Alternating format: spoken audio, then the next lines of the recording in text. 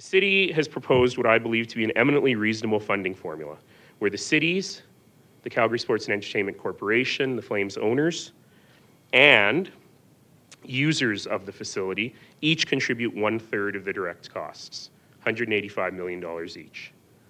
The city's contribution includes land valued at $30 million, interim maintenance and eventual demolition of the Saddle Dome, $25 million, and $130 million cash contribution from non-property tax sources for a total project contribution of $185 million. The Flames owners would be required to contribute $185 million up front, and users would cover the remaining $185 million through a ticket surcharge or a user fee.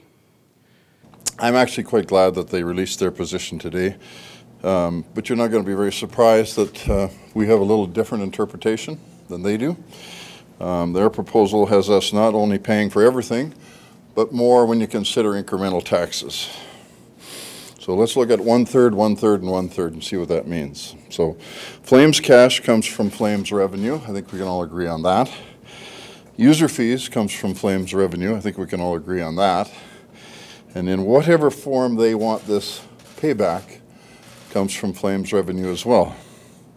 So it's all Flames revenue. And if we thought that model could work, we would have saved everybody a lot of time, a lot of newsprint, a lot of broadcast hours, and just got on with our life.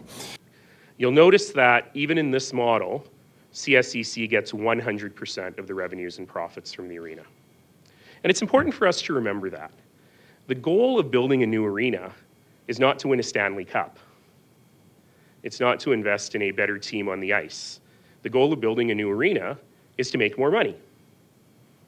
And of course, we've engaged sports economists. We haven't been able to look at the Flames numbers, but we've engaged sports economists who are the best in the world to give us a sense of what a new arena makes. It makes a lot of money. And for those of you who have visited Rogers Place in Edmonton or Videoton Centre in Quebec City, you'll know that what in other industries is called the ARPU, the average revenue per user, is much, much higher because it allows you to sell more premium seating, and it also allows you to, find other ways of getting revenue from users through special user experiences, and bluntly through better located and more efficient concessions, getting you to sell more beer. These are actually big numbers. And so as a result, there is profit here.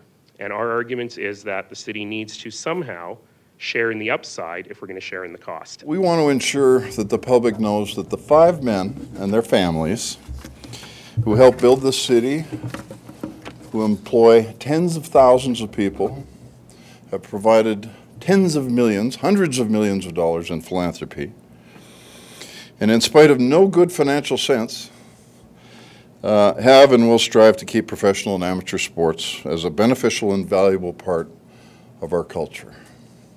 They haven't changed their mind. They haven't changed their view. They have no devious or selfish interests. This is no money grab. If it was, we'd be long gone. There's lots of places to make a lot of money in sports other than here. The mayor was right this morning when he said, you know, Calgary's a good hockey city. He's absolutely right. I don't think I necessarily agreed with him on a few of his other points, but we'll leave that for another day. The narrative that me or that council doesn't want a new arena, it just ain't true. And this is, of course, an emotional issue for many people. You know, I had a poster of Theo Fleury on my wall when I was a kid. I've been a Flames fan for a long time. And I know that we have a great hockey market and the best hockey fans in the world. But we have to put the emotions aside. And we have to determine what is the right thing for Calgary, what is the right thing for the citizens, what is the right thing for the taxpayer. And that's the conversation we have to have. This notion that we are painting someone or forcing someone to look like they don't like hockey or don't like sports or something. I don't know what they like and I don't know what they don't like. I don't really care. I assume they like our city. And like us, I assume they'd like to do the right thing for the city. We're not trying to paint anybody anyway. We're trying to progress. We're trying to make a deal. So I don't know where it's going to end, but it's not going to end with the city proposal that you saw this morning. It won't work. But we are very mindful and respectful that they feel differently than that. And I think that's how you get to where we got to.